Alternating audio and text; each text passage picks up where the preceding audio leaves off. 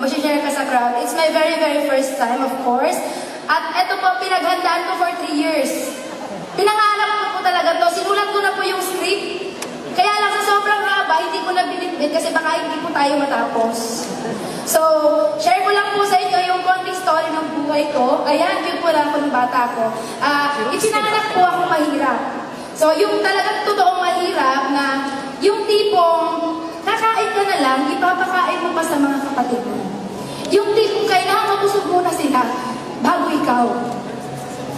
Maaga po kasi nag-separate yung parents ko kasi siguro 8 na kami magkakapatid. Sa kanila na-realize na hindi nila mahal yung isa't isa.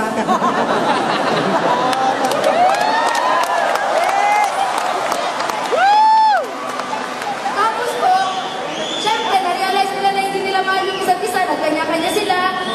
Yung nanay, nag-asawa ng iba. Yung tatay, nag-asawa ng iba. Syempre, ako po yung naiwan sa gitna. Ako po yung naging ina at ama. Yung mga kapatid ko, bigla-bigla. Wala pa akong choice, hindi ko po sila pwedeng takbuhan. Kasi mga mahal ko po sila. So, nung nag-guided po ako, nangarap din po ako na sana isang araw, hindi ganito, yung mabuhay naman tayo na kumain tayo ng maayos. Then, one time, binigay ni God yung opportunity na makapag-abroad ako sa maling paraan. Kung yung mga OFW, nag-abroad for contract na mga 3 years, ganun-ganon, kontrata din po ako sa Japan. Marriage contract nga lang. Renewable. No? Magpapalit ka ng asawa. Ganun po yung nangyari sa akin. It's a very big sacrifice kasi kailangan kong lunukin ko ano yung lahat ng pwede kong lunukin para sa pamilya ko. Para sa mga kapatid ko. Then sabi ko dati, I was 19 years old that time, pumunta ako ng Japan. Sabi ko, yes, ito na to. Pangarap na bahay, sasakyan, savings, makukuha ko dito. Kailangan mag-26 years old na ako. Meron na ako lahat niyan. Kaya lang nung 26 years old na ako, nangyari guys, wala lahat yun. Parang, ano nangyari pagharap ko sa salamin? Rosie, tumatanda ka na, pumapangit ka pa. Gusto mo ba yan?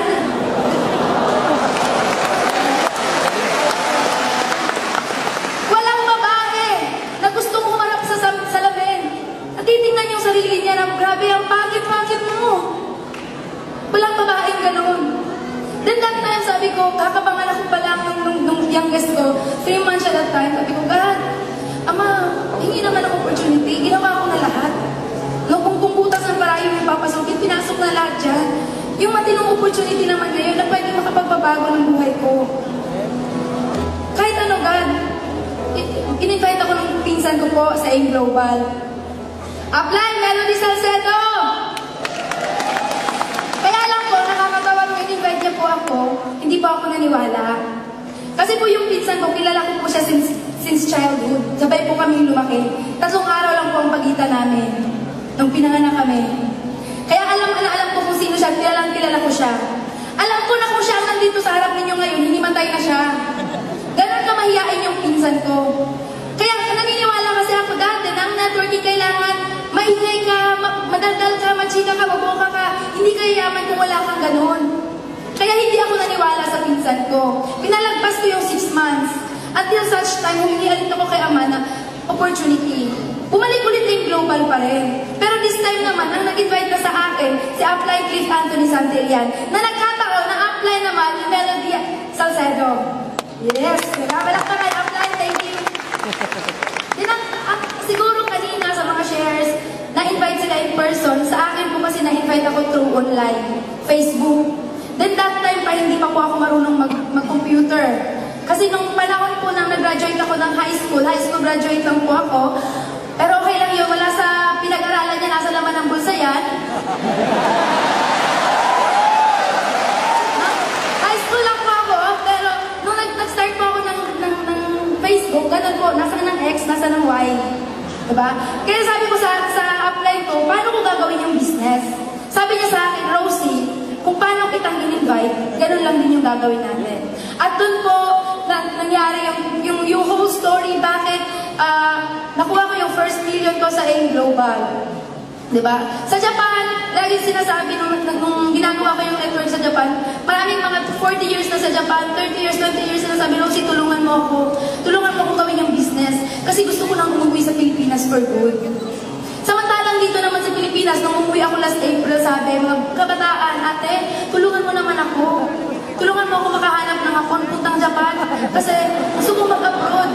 Gusto ko maiahon yung pamilya ko sa kahirapan. Isipin niyo yun, Pilipinas, Japan, yung mga nandun, gusto kong umuwi sa Pilipinas. Yung mga nasa Pilipinas, gusto kong umuwi doon. Parehong reason, gustong maiahon sa kahirapan. At gustong maiahon yung pamilya sa kahirapan, makasama yung mga mahal sa buhay. Diba? Pera yung nagahati sa dalawang bansa. Pera yung naglalayo sa pamilya. Diba? Yung magulang sa anak, kapatid sa kapatid. Akala ng iba, OFW, bayani. Oo, pagpalagay na natin, oo, yes. Marami natutulungan yung mga OFW. Pero yung mga OFW, marami din pamilyang sinira. Mga anak na nagkaanak na lang din nang wala yung mga magulang. Diba? Guys, eto lang po yung nagpagising sa akin. Sa lahat sasabihin ko po sa inyo. Ngayon na, last na to, promise. Bigyan niyo yung mga sarili ninyo ng 5 seconds. 5 seconds para tanungin yung sarili ninyo. Kung yun bang mga buhay na meron kayo ngayon, yung buhay na tinitirhan ninyo ngayon, yan ba yung buhay na gusto ninyo? Kasi kung yan ang buhay na gusto ninyo, ituloy nyo yan. Walang problema dyan. Diba? Pero kung hindi yan yung buhay na gusto ninyo, baguhin ninyo. Yun ang ginawa ko. Iniwan ko po yung Japan. Last April, umuwi na po ako dito for good. Diba? Dati po yung bahay namin, kuko, na kapag umuulan, hindi mo na kailangan ng balde. Tayo ka na lang talaga. Kasi wala ka nang mahihigaan. Nung nag-Japan pa ako, nagbago naman siya ng konti lang. Pero ganun pa rin. Pero nag-aim global na po ako, binili ko po yung bahay namin ngayon ng mga anak ko dyan sa Davao, worth 4 million. Then last Wednesday lang po, sabi ko, hahataw muna ako. After yung bahay, sabi ko, hahataw muna ako talaga. Mga 6 months pa bago ako maglalabas ng sasakyan. Kaya lang sabi ko, paano ako makakahataw sa buong Mindanao kung wala akong sasakyan? Last Wednesday po, hindi sinasadyang na ilabas ko po yung Ford Everest ko. Kulay red, parang lang. Thank you so much. Sana may natutunan kayo sa mga sinabi ko. And of course, Amon Dragon! Mga Dragon! Thank you so much sa suporta sa grupo. Upline Alburo family, thank you so much. At lalong-lalo na sa aking mga international partners from Hong Kong, Riyadh, Singapore, Cyprus, Canada, at lahat-lahat na. Thank you po. Maraming salamat.